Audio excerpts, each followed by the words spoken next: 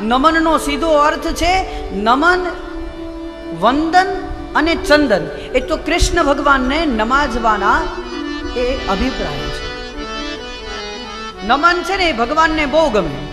કોઈ પણ વ્યક્તિ ગમે એટલો ક્રોધિત હોય, ગમે એટલો ગુસ્સો આવ્યો હોય, એની તમે શરણાગતિ સ્વીકારી લો, એને તમે વંદન કરો એટલે એનો ક્રોધ છે એ ક્ષણવારની અંદર ઓછો થઈ જાય. નંદન, વંદન અને ચંદન તો કૃષ્ણચંદ્ર પરમાત્માને પ્રિય છે. झुकता वही है जिसमें जान होती है, अकड़ तो मुर्दे की पहचान होती है. एक श्लोक છે, શુષ્ક કાષ્ટાસ્ચ મૂર્ખાસ્ચ ન નમંતી કદાચન. સુકેલું લાકડું અને એક મૂર્ખ માણસ કોઈની સામે ક્યારેય નમે નહીં. એટલા માટે જે નમે છે એ પરમાત્માને ગમે છે. નમનમાં પણ ઘણા ફરક છે. કોઈ સાહિત્યકારે લખ્યું છે, નમન નમન મેં ફેર હૈ, बहुत नमे नादा, गदावाज दुगना नमे, गीता चोर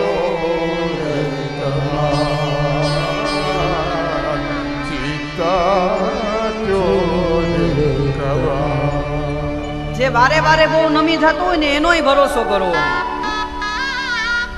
વારે વારે તમને મળે એટલી વાર નમે નહીં.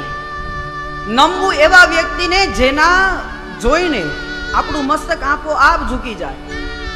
એને વંદન કરીને આપણું આપ શરીર છે એ આપોઆપ એને નમવા માટે પ્રેરાઈ જાય. એને જ વંદન કરવા.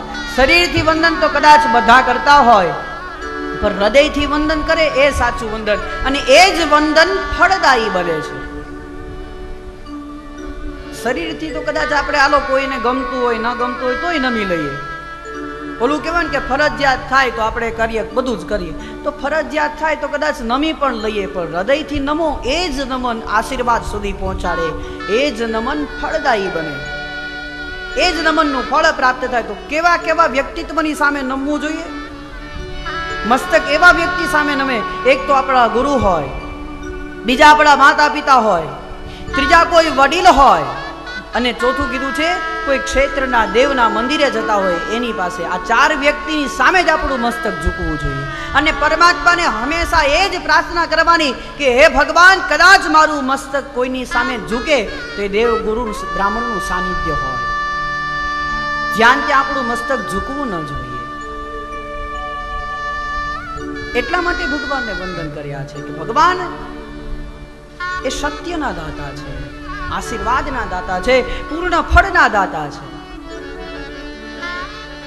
એટલા માટે એને વંદન કર્યા.